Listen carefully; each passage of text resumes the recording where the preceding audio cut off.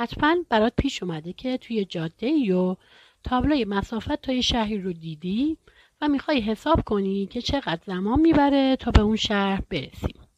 بر اساس یه فرمول فیزیک فاصله برابر هست با سرعت متوسط ضرب در زمان. بنابراین برای به دست آوردن زمان باید فاصله رو تقسیم بر سرعت بکنیم. بیایید در ادامه با هم چند تا تمرین انجام بدیم. فرض کنید که فاصله تا یه شهری 120 کیلومتره و سرعت متوسط ماشین ما 120 کیلومتر بر ساعت هستش. برای به دست آوردن زمان رسیدن به شهر مورد نظرمون باید فاصله رو تقسیم بر سرعت بکنیم. فقط دقت داشته باشید که این عدد به دست اومده برای زمان بر حسب ساعت هستش.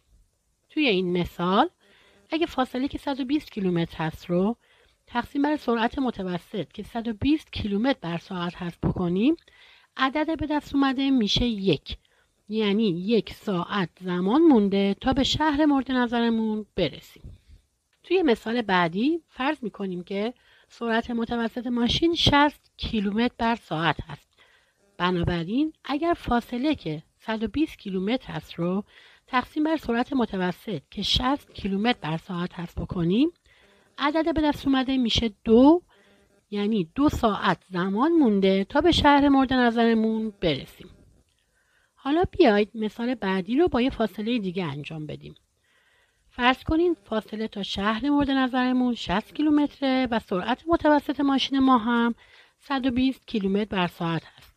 بنابراین اگر فاصله که 60 کیلومتر هست رو تقسیم بر سرعت که 120 کیلومتر بر ساعت هست بکنیم، عدد به دست اومده میشه نیم. یعنی تا شهر مورد نظرمون نیم ساعت زمان باقی مونده. به همین راحتی. یادت باشه بعضی چیزا ظاهرشون خیلی سخته، اما راه حلش از اون چیزی که فکر میکنی خیلی ساده تره. اگه خوشت اومد این ویدیو رو لایک کن. اگه فکر میکنی که به درد کسی میخوره براش بفرست و برای دیدن ویدیوهای بعدی تو این سبک حتما کانال رو سابسکرایب کن.